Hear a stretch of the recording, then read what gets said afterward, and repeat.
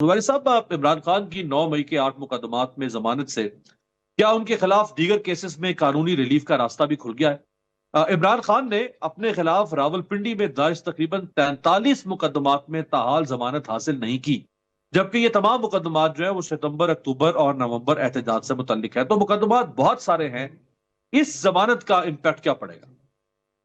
हाँ, बिस्मिल्लाहिर्रहमानिर्रहीम। पहले तो मैं समझता हूँ कि बिल्कुल सही आज जमानत हुई इमरान खान साहब की, क्योंकि अगर आप लाहौर हाई कोर्ट का फैसला देखें, उसमें बड़ी अजीब बात उन्होंने लाहौर हाई कोर्ट के जज जज साहिबान ने की। उन्होंने दो पुलिस वालों के जो भेस बदल के उनकी मीटिंग में शामिल थे, और एक की तो तारीख भी 20 मई की है। एक ने कहा कि जी मैं भेस बदल के उसमें वहां मौजूद था और मैंने ये सारी रूदात सुनी, इस तरह से वो साजिश कर रहे थे, और कहा कि अगर मैं गिरफ्तार हो जाऊं तो करें। इन दो बेस अगर यही उनके खिलाफ शहादतें हैं उसके अंदर, जो प्रोसिक्यूशन ने नेचुरली वहां लगाई होंगी लाहौर हाई कोर्ट पे, इसकी बेसिस पे लाहौर हाई कोर्ट ने मेरिट्स के ऊपर डिसाइड कर दिया कि इनकी केस नहीं बनता, वो साजिश में मुलव्वस थे। अगर अभी तो उनका इस पे ट्रायल ही नहीं हुआ है और वहां एविडेंस नहीं आई है, जब क्रॉस एग्जामिनेशन होता है, मतलब कि जरा होती है, जो भी आप शहादतें पेश करते हैं, तो अगर यही उनके खिलाफ शहादत है तो इसमें तो केस बनता है कि कॉशमेंट का केस बनता है कि इस एफआईआर, या जो ये एफआईआर इसकी बेसिस पे दर्ज हुई है वहाँ जो इंतजार दहशतगर्दी अदालत में पेश हुई हुई है, तो उनको उनको तो कॉश कर दिया जाए। क्योंकि अगर यही उनकी शहादत है कि दो एक पुलिस वाले, जो एक का सुना है कि वो छुट्टी पे भी था और फिर पता नहीं वो हाजिर नहीं हुआ, एसएचओ ने कंप्लेन की थी, ये सुनने में आ रही है चीजें। और इस आप देखिए उस लाहौर हाई कोर्ट के फैसले, सुप्रीम कोर्ट के जो जस्टिस साहब ने और जज साहब ने यही पूछा कि मेरिट पे कैसे फैसला कर दिया आपका केस। और दूसरी मोस्ट इंपॉर्टेंट चीज है कि इसी मुकदमात में और उनके लीडरान को बेल मिल चुकी है, तो कंसिस्टेंसी का रूल अप्लाई होता है बेल में, कि एक ही जुर्म में किसी और को, इल्जाम में किसी और को बेल मिली है तो उसको दूसरे को भी मिल जाती है उसपे। तो इनको मद्देनजर रखते हुए कि लाहौर सुप्रीम कोर्ट ने बेल दी हुई है, तो लाहौर हाई कोर्ट का फैसला कैसे मेंटेन कर दिया, और जब भी आज उनको बेल दे दी गई। दूसरी बात है, आपने कही क्या उनको इससे रिलीफ क्या मिला। देखिए उनको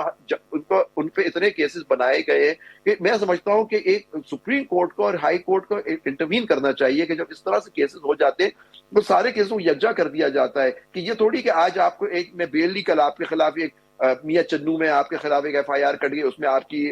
गिरफ्तारी दिखा दी गई। क्योंकि इमरान खान साहब तो 2 साल से जेल में बंद है, और उनको उन पे केसेस बन जाते हैं कि मियां चन्नू में बन गया, कभी आप बना देंगे बुनेर में बना देंगे, इस तरह से भैंस चोरी का जैसे बन जाते थे, लोगों के केसेस बनते थे। तो इस तरह से आप आदमी को इसमें जजमेंट्स है सुप्रीरियर कोर्ट्स की कि इस तरह से आदमी को, मतलब है बेल का फिर मकसद क्या हुआ कि बेल आदमी ले और फिर आप उसको गिरफ्तार कर लें, बेसिकली आप उसको जेल से निकलने ही नहीं देना चाहते। अब एक केस है जिसके अंदर उनको कन्विक्शन हुई हुई है, वो 190 मिलियन पाउंड का वो केस, उसमें इस्लामाबाद हाई कोर्ट की, क्योंकि वहां भी इतने चेंजेस, 26वीं तरमीम वाले जजेस आ गए और वो होल्ड भी हो गया कि वो चीफ जस्टिस सही है वहां अपॉइंट हुए, तो उन्होंने वो केस में वो चलता ही नहीं है। अब उनकी जनवरी में उनको सजा हुई है, आज अगस्त खत्म हो रहा है, उनको केस की ये डिसाइड ही नहीं हो रहा कि सस्पेंड होनी चाहिए सेंटेंस या नहीं। अगर वो भी सस्पेंड हो और जाती है तो हो सकता है जी। सही, ये फरमाएगा कि लाहौर हाई कोर्ट से जिन जजेस ने जमानतें मंसूख की थी, उन्होंने केस के मेरिट को डिस्कस किया, जो मामला जी सुप्रीम कोर्ट में भी ज्यादा बहस आया, वो नहीं कर सकते जी थे। अब ये नो नहीं 26वीं तरमीम के जरिए से ये खुद एक ऐसा निजाम लेकर आए हैं कि जजेस की कारकर्दगी का भी इम्तिहान होगा, उसको जांचा जा सकेगा। अब वो जजेस जी जो नीचे हाई कोर्ट में खास तौर पर जो सही मेरिट पर फैसले नहीं कर रहे, अब उनकी कारकर्दगी का फैसला कैसे होगा? बिल्कुल, इन जजेस को तो बड़ा इनको सराहा जाएगा, इन जो जज जिन्होंने इनकी बेल रिजेक्ट की। चाहे सारी 26वीं तरमीम का ही मकसद ये है कि आपकी जुडिशरी को बिल्कुल तबाह कर दिया गया, आपकी जुडिशरी को एक मातहत इदारा बना दिया गया है। आपने अपने वही फैसले लेने जो उनसे, तो ये दो जजेस को तो मेरे ख्याल से तारीफी इस्नाद की जाएंगी कि उन्होंने बेल रिजेक्ट की है उनकी हाई कोर्ट से। तो आप ये देखिए ना, मतलब 26वीं तरमीम का असर क्या हुआ कि आपने एक आजाद अदलिया को दफन कर दिया। कि और देखिए अभी तो अभी बात हो रही है, मीटिंग कॉल की गई है, अभी तो रूल्स बनेंगे कि इन जजों का किस तरह से इनका मवाजना किया जाएगा, उनकी कारकर्दगी को देखा जाएगा उस पर। और कौन जजेस उस कमेटी के मेंबर होंगे, जो कौन देखेंगे उनके, जो 26वीं तरमीम के अंदर जिनको फायदा हुआ, कॉन्स्टिट्यूशनल बेंच वाले जजेस, जो कॉन्स्टिट्यूशनल बेंच बन गई है, जिसमें आप देखें कि चीफ जस्टिस ऑफ पाकिस्तान हमारे आज बैठे हुए, वो as chief justice of Pakistan एक कॉन्स्टिट्यूशनल केस नहीं सुन सकता सर।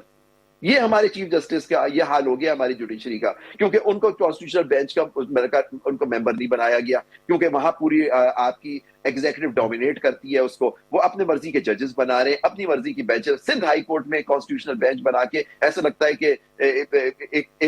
एक ही फरीक को वहां सिर्फ रिलीफ मिलती है। तो ये सारी चीजें अब बहुत आ गई हैं, और ये 26वीं तरमीम को खत्म होना है, इसको खत्म किया और जाए।